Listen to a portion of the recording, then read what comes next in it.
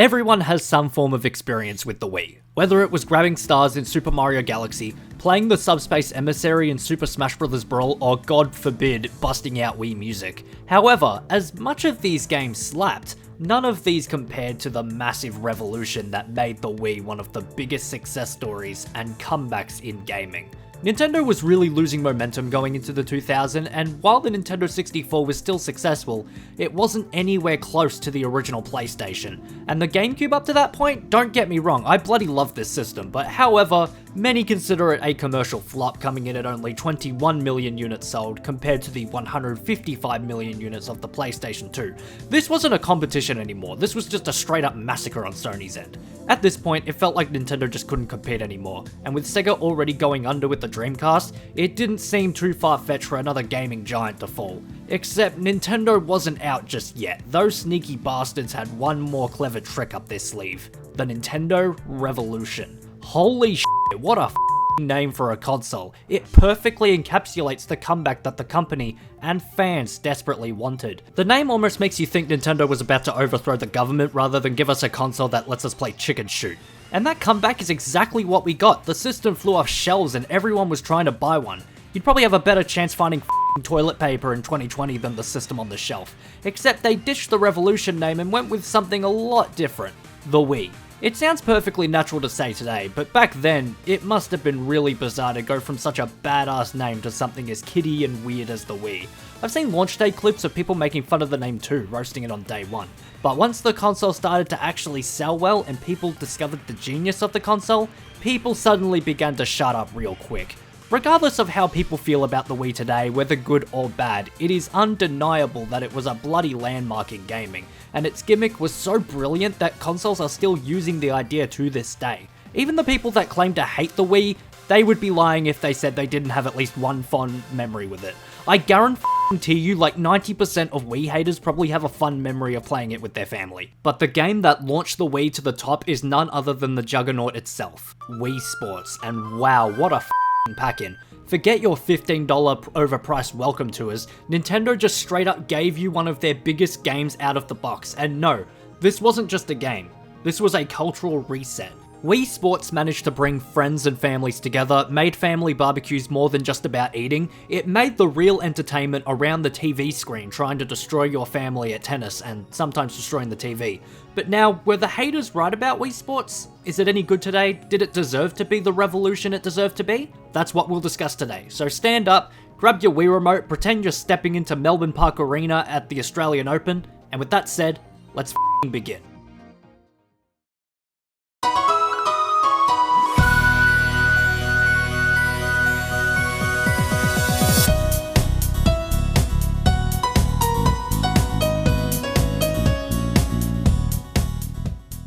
The first thing I want to talk about with Wii Sports are the Miis. Believe it or not, the game in its early stages originally used Mario characters instead of them, and honestly, if Nintendo had stuck with them, as great as Mario is, Wii Sports wouldn't have had the same impact.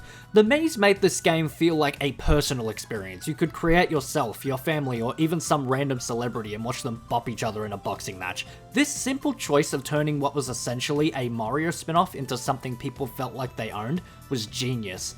Your family was no longer just playing a game. They were playing themselves in a game, and that's a big factor in what made Wii Sports as big of a phenomenon as it was. It created a personal connection to the game that was unmatched by anything else at the time. It was a genius move, and it was one of the reasons that Wii Sports became the juggernaut it did. The game is home to a selection of 5 different sports and 15 training minigames. So now, let's tackle them all, starting with tennis. And if there's something that Aussies absolutely love, it's pretending they're at the Australian Open while running around the room like a lunatic. Tennis in Wii Sports is surprisingly very well designed in this game. Its simplicity really adds a layer of depth to its design. Unlike traditional tennis games where you have to move manually, Nintendo made the conscious choice to make the Miis move automatically. That one simple decision was a genius move on Nintendo's end. For people that have never picked up a controller in their life, this choice made things extremely easy to understand because all they had to do now was one simple thing: swing the Wii remote. But here's the thing. beneath all that simplicity was still layers of depth that added to the simple gameplay of tennis. The timing of your swing mattered. Swinging at the right time could cause your ball to rocket across the screen. Or if you swing at a slight angle, the direction of the ball will curve in that exact direction. These decisions ultimately made tennis one of the absolute highlights of the game. With its simplicity, accessibility, and added layer of depth for timing of your swings, made it a fan favorite sport for many. I'm just happy no one made over the top grunting noises while swinging in this one. Next up is baseball, a sport mostly found in the US. We don't typically play baseball here in Australia, so this game, believe it or not, was actually my introduction to the sport of baseball. Before Wii Sports, the closest I'd come to playing baseball would be playing backyard cricket with a tennis ball. Anyway, this is one of the few games that only had the option for 2 players. However, you could easily cram in as many of your mates as you wanted, as your team was just random me's picked from your roster. First thing you know, your mate is up swinging the bat, but then out of nowhere, Shrek comes in and swings a home run for the boys. Absolutely incredible. Baseball is split into 2 gameplay styles, swinging the bat and pitching. Pretty straightforward, that's literally how baseball is played. For the most part, it's actually a lot of fun. Smacking a home run feels really satisfying, especially if you manage to hit it out of the park.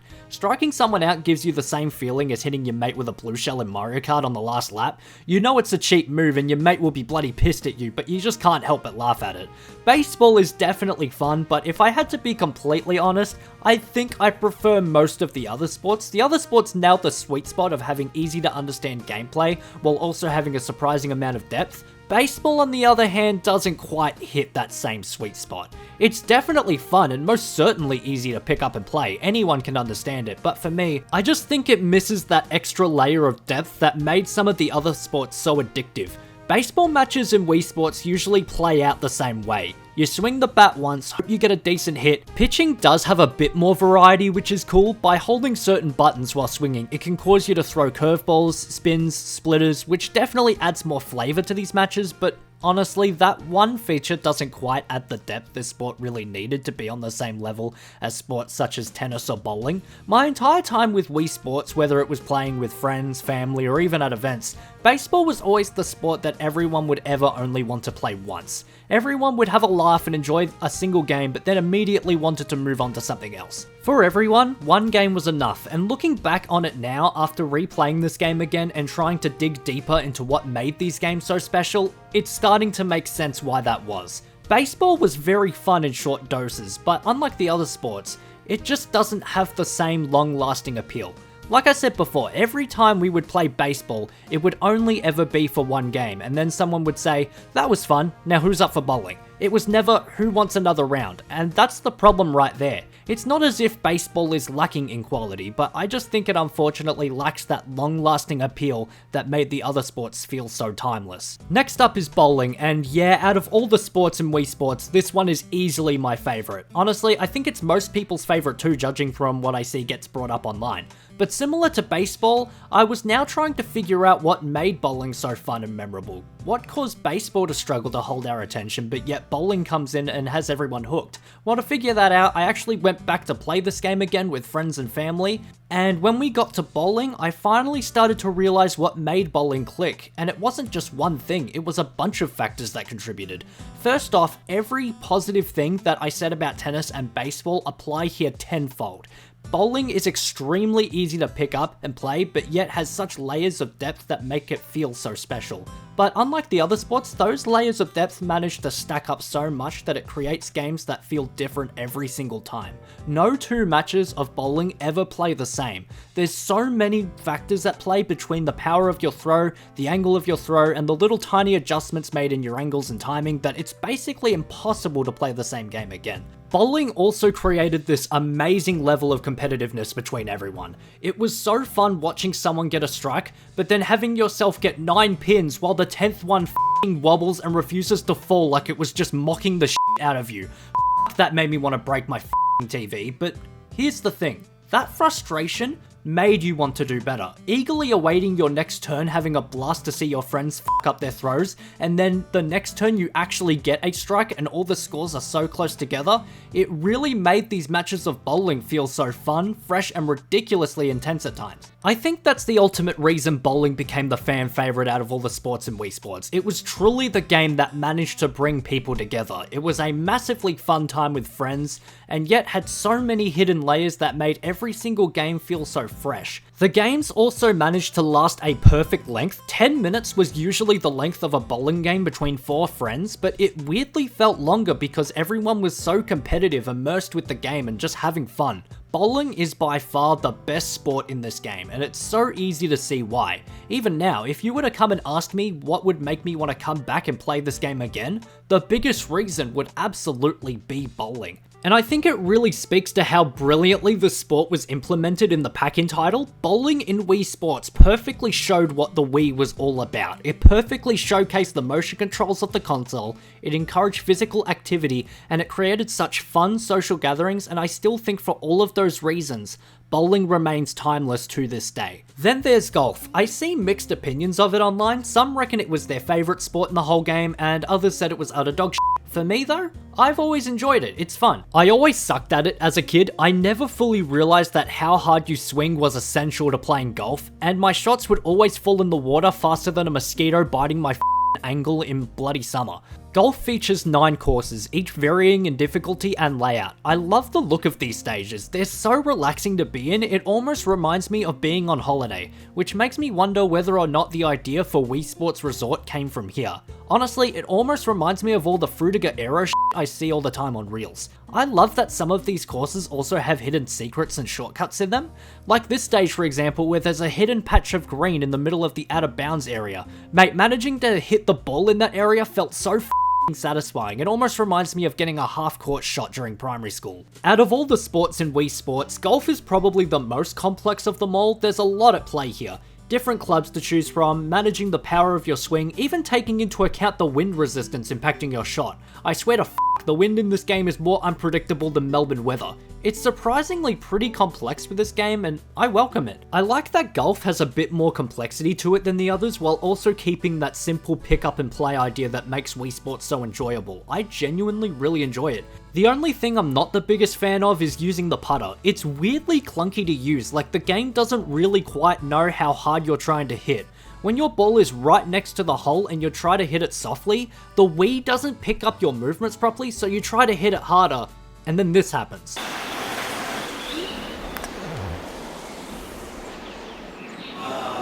Nothing worse than winning the game and then you miss your final few shots at the hole and you end up with a goddamn bogey. But that one flaw doesn't detract from golf for me. It's still a banger of a game. Sure, it doesn't reach the legendary heights that bowling did. It's still undeniable though that it's a fun time and an absolute highlight of Wii Sports. The last sport is another big highlight of Wii Sports. Boxing. It's the only sport in the game that uses the nunchuck, and it does a pretty solid job with it. It plays exactly as you would expect. Punch using the Wii Remote and nunchuck like you're in a dodgy fight against Mike Tyson. Boxing is set in a very flashy arena with 3 3-minute rounds. Well, that's a lie. It's more like a minute and a half because the timer moves so quickly. If only time worked like this I'd never complain about Mondays again. Anyway, the controls are pretty simple. You punch, you block your opponent's punches, and you try to knock them out. The game does a pretty decent job tracking your arm movements. You'll never really have an issue playing this game. All punches feel natural and you feel pretty immersed playing boxing. It's a real fun time. It can also get really competitive. When both you and your opponent are hanging onto a sliver of health, it turns into essentially a big race to try and get the knockout before each other. You're all screaming at the TV for them to die, your mates are split onto different sides cheering you or your opponent on. It's fun. Getting a knockdown is super satisfying too. Watching the timer count up and watching your opponent get back up is a hilariously tense moment. Sometimes you'll have rounds where the timer continuously counts up to 9 and your opponent keeps getting up. It's such a bloody troll move and I love it. The only complaints I have with boxing is that I wish the matches lasted longer. Matches only last a few minutes at a time and I kind of wish they went on for a bit longer because of how fun they are. Even just an extra 30 seconds or an extra bit of health to chip off would have made such a massive difference. Matches in boxing were always so fun but over so soon. My only other complaint, and it's not even really a complaint, it's just more of a missed opportunity, is the lack of a tournament bracket. Having the option to have 4 players climb a bracket would have been really fun and a good way to incorporate 4 players and to make the room feel even more competitive. But regardless, boxing is still an absolute highlight of Wii Sports. It's the only sport to use the nunchuck and it uses it really well. The matches are very competitive, fun, chaotic, and they make you want to yell at your mates for not staying down. Sure, I have a few critiques, but they don't negate from the fact that this is truly one of Wii Sports' biggest gems, and an absolute great use of the Wii Remote and Nunchuck. Before moving on to the other modes, I just want to quickly talk about the menus and music. They're both so fantastic. The music manages to be both so calm and soothing to then uplifting and exciting in other places. It's great. Some of the music is so chill you could easily fall asleep to it. It's that soothing. It's an absolutely iconic soundtrack that's probably burned into your head at this point. 90% of people today would hear this and instantly recognize where it's from. The menu is also pretty great. It's laid out into simple lines across the screen with TV static on the picture of the sport replicating a TV screen. It's great. It really gives off the vibe Nintendo wanted with the Wii with its whole TV channel shit. Plus, you can't forget the game consistently telling you to take breaks or to put on the wrist strap. Like, excuse me? Don't tell me what to do. If I want to play bowling without the strap, I'm gonna do it. My TV. Anyway, onto the training mode, which is basically a mini-game compilation. Most of these are pretty fun or a nice little bonus to the game. Plus it has multiplayer where you can take turns for the high score. That's f***ing rad. Now, let's quickly go over them. Each sport in training mode has a total of 3 games, starting with tennis. First up, returning balls. No thanks, ex-wife. The goal of this game is simple. It's an endless rally where you have to return as many balls served towards you. If you hit it correctly, it counts as a point. If you hit it out, the game ends. It's nothing too deep, but racking up a high score can be pretty fun. Next up is timing your swing. The goal is to return the ball into the orange bar as many times as possible. It's basically a harder version of returning balls. It's the same idea except with the added challenge of hitting inside the orange bar. It's a very simple yet tricky game that'll have you yelling at the TV for missing the goddamn bar by a centimeter. Lastly for tennis is target practice. It's another endless rally, but this time it's about hitting the target in the perfect spot. It can definitely be tricky to hit the targets, but unlike the other 2 games, you actually have a chance of keeping the rally going. Out of the 3 tennis games, this is my favourite. Racking up the most targets feels very satisfying, and it's got more of its own identity compared to the first 2. Next on to baseball with hitting home runs. It's an extremely simple game. You get 10 throws and you have to hit as many home runs as you can. It's a fun enough game, it's nothing special really, you're just hitting the ball 10 times. Honestly, I feel like the endless rally idea would have worked a bit better here, but I digress. Next is swing control. Like before, you get 10 pitches and you have to hit as many of them as you can onto the target zones on the field. To be honest, I prefer this one over hitting home runs. It's got a more creative idea and it can be really satisfying hitting it straight in the middle. It's nothing too special, but a decent fun minigame nonetheless. Lastly for baseball is batting practice, and I'm gonna be honest guys, I don't really like this one. You get 30 pitches and you simply just have to hit them. That's it. There's nothing else to it. It's so boring and basic, you guys would probably just have a more fun time playing a regular game of baseball. Don't play this one. Next up, onto bowling and picking up spares. This is a 20-stage gauntlet trying to get the most spares possible, and honestly, I really like this one. I love that the game gets progressively more difficult, giving you harder spares to knock down. It's a very satisfying challenge, and you know it's a good challenge too because I've never cleared it, and I honestly doubt many people have either. It's an overall fun time that will help teach you with your ability to hit more complex pin placements in the main game. Next up is power throws, and this one is a personal favourite of mine. You get 10 rounds, the first starting with the basic 10 pins, and the further you go into each round, the amount of pins gets higher and higher until you eventually hit 91 pins.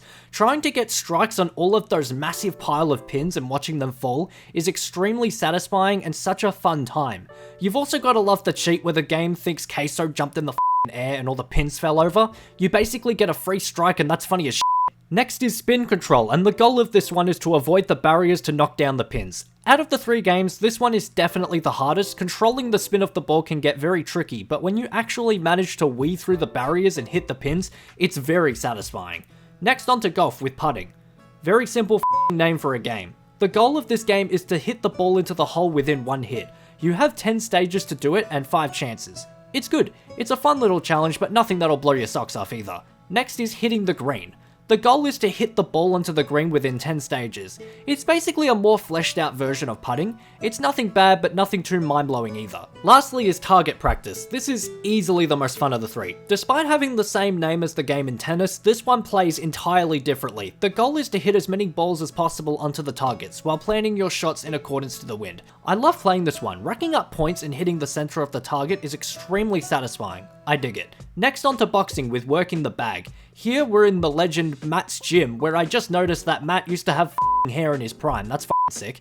Anyway, the goal is simple. Just punch down as many bags as possible within the time limit. It's very fun punching all the bags down. It's a very simple game, but a fun time nonetheless. Next is dodging. Another very creative name. Nintendo is always so f***ing creative with their names. Anyway, the goal of this game is to just dodge balls thrown at you. It's not really very engaging, to be honest. It's just a giant game of tilting left and right. It's not that fun, and it just feels like a time waster. You're better off just playing a regular match of boxing. The last game is throwing punches. It's essentially a rhythm type challenge of throwing the correct punches at the right mitts. Nothing too special, but a fun little rhythm game. That's it for all the training minigames, and they're all mostly solid. It's a fun little time waster, and it adds a great bit of variety to Wii Sports. The last thing I want to talk about is the Wii Fitness mode. The game picks from a selection of 3 minigames for you to play to determine your Wii Fitness age from a scale of 20 to 80. I know people that love to play this mode every day, but I'm not really one of them. I get why people really like tracking their Wii Fitness age, but I always just prefer playing the training mode by itself instead of being judged by a virtual trainer claiming I'm f***ing 63. Overall, I love Wii Sports. It's such a fun minigame compilation of 5 sports. It perfectly showcased the Wii and its capabilities. It did a fantastic job of bringing people together, and it is one of the most important pack-in titles in history, and was truly the start of the revolution that Nintendo had hoped for.